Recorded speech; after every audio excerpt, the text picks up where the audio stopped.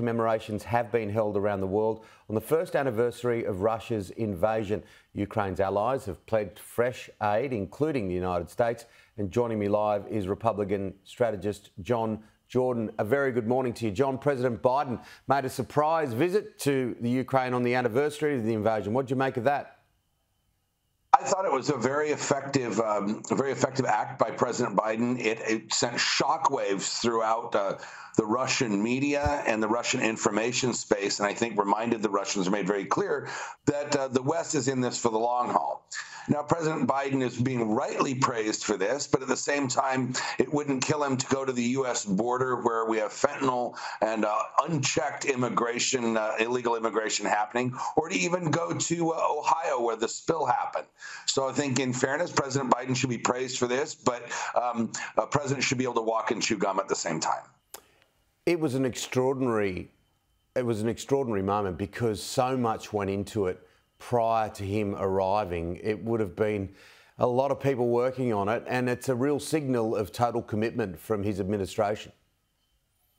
Yeah, it is, and that commitment is largely bipartisan. I mean, the American people are behind this. I think support for this is finite, and it needs to be wrapped up perhaps as soon as possible with a Ukrainian victory. But the American people in general, across the political spectrum, are supportive of our aid for Ukraine.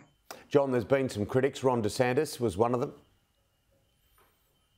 Yeah, I don't agree with Governor DeSantis on this. There is an element of both parties that is very isolationist, that wants to question our aid to Ukraine and support that. There's people on both sides of the aisle that do that. Nobody's talking about a blank check. I think that oversimplifies this considerably. But war is a messy business. Yeah, you're sending a lot of weapons, and no, there's no U.S. troops there. And when there's no U.S. troops or administration there, yes, there are risks of corruption and all that, especially in that part of the world.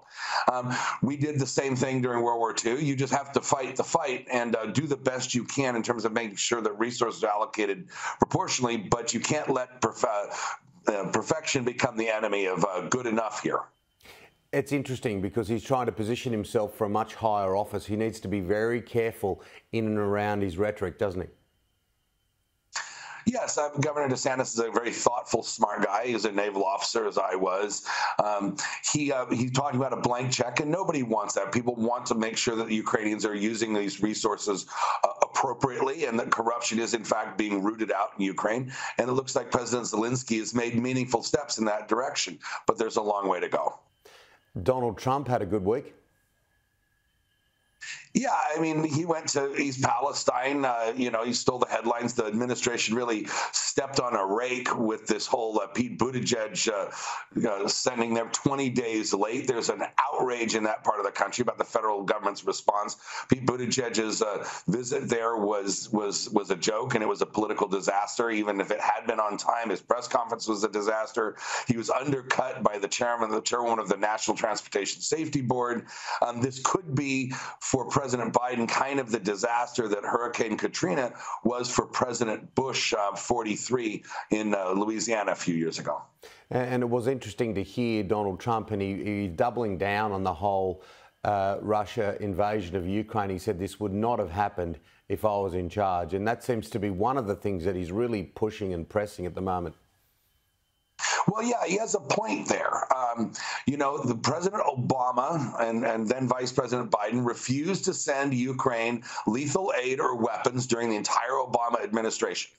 And then during President Trump's presidency, and these are facts, and this is verifiable, when he was being accused of being a Russian stooge, and the Russian collusion joke happened, and the media was all on board with that, piled on that, never apologized or said we were wrong about that.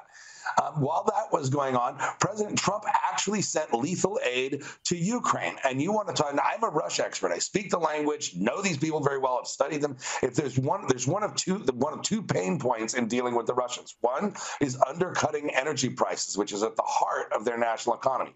President Trump did that by expanding American domestic production and bringing oil prices down.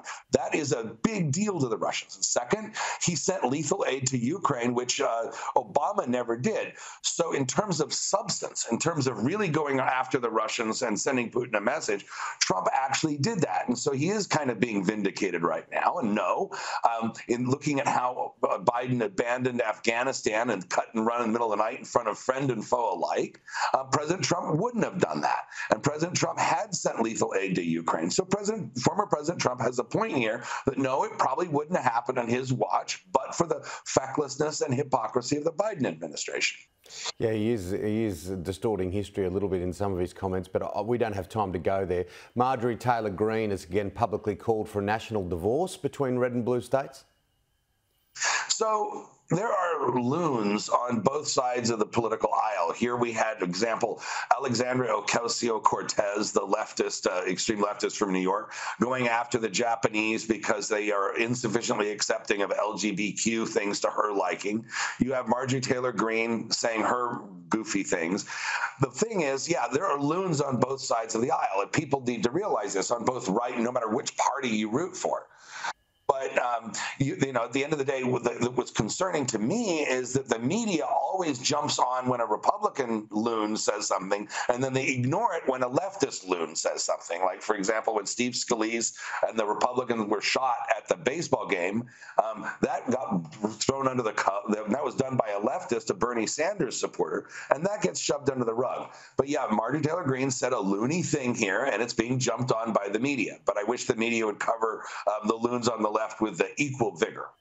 Yeah, these types of comments aren't going to stop. It's part of the colour, isn't it, of a democracy? And it's very interesting. We've got a year and a half, which is almost going to be like a movie to watch in US politics. John, I look forward to having a chat next week. Look forward to it.